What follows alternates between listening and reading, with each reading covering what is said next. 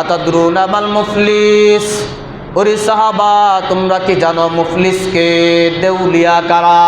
ইন্নাল মুফলিসা ফিনা মান লাইসা লাহু দিরহামুন ওয়ালা মাতা। সাহাবায়ে কেরাম বলেন, ইয়া রাসূলুল্লাহ, হাবিবাল্লাহ, মুফলিস দেউলিয়া হলো ওই ব্যক্তি যে ব্যক্তির টাকা পয়সা নাই, আসবাবপত্র নাই, কোনো সামান নাই, সে হলো দেউলিয়া। নবীজি বলেন ইন্নাল মুফলিসা মিন উম্মতি ইয়াতি ইয়াউমাল কিয়ামা বিসালাতিন ওয়া সিয়ামিন ওয়া যাকাতিন। আমার উম্মতের মধ্যে মুফলিস হলো ওই ব্যক্তি যেই ব্যক্তি কিয়ামতের ময়দানে, হাশর ময়দানে উপস্থিত হবে অনেক নামাজ, রোজা, যাকাতের ন্যায় অনেক ইবাদত নিয়ে উপস্থিত হবে।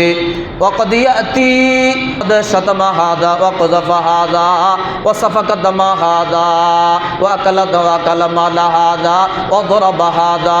সাথে সাথে এমন ব্যক্তি, ওই ব্যক্তিটা এমন গুনাহ নিয়ে উপস্থিত হবে, সে হয়তো কাউকে গালি দিয়েছে, হয়তো কারো উপর অপবাদ দিয়েছে, হয়তো কারো মাল অন্যায়ভাবে ভোগ করেছে, হয়তো কারো দেহ থেকে রক্তপাত ঘটাইছে, অথবা কারো উপর অন্যায়ভাবে আঘাত করেছে।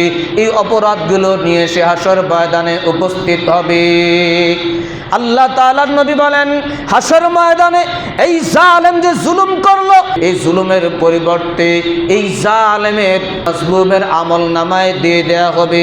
আমলনামা দিয়ে দেওয়ার পর যখন দেখা যাবে যত জুলুম করেছে তা পরিশোধ হয় নাই, তখন মাজলুমের গুনাহগুলো এনে জালেমের গাড়ে চাপিয়ে দেওয়া হবে।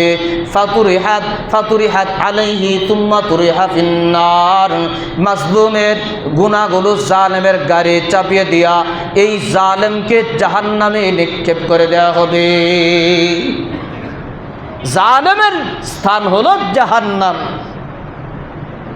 আর হাদিসে রাসূল বলেন, ওই দিন আসার আগে তোমরা তোমাদের জুলুমের ঋণ পরিশোধ করো, যেই দিন টাকা পয়সা কোনো কাজে লাগবে না। যখন ওই দিন চলে আসবে জুলুমের ঋণ পরিশোধ করবে না, তখন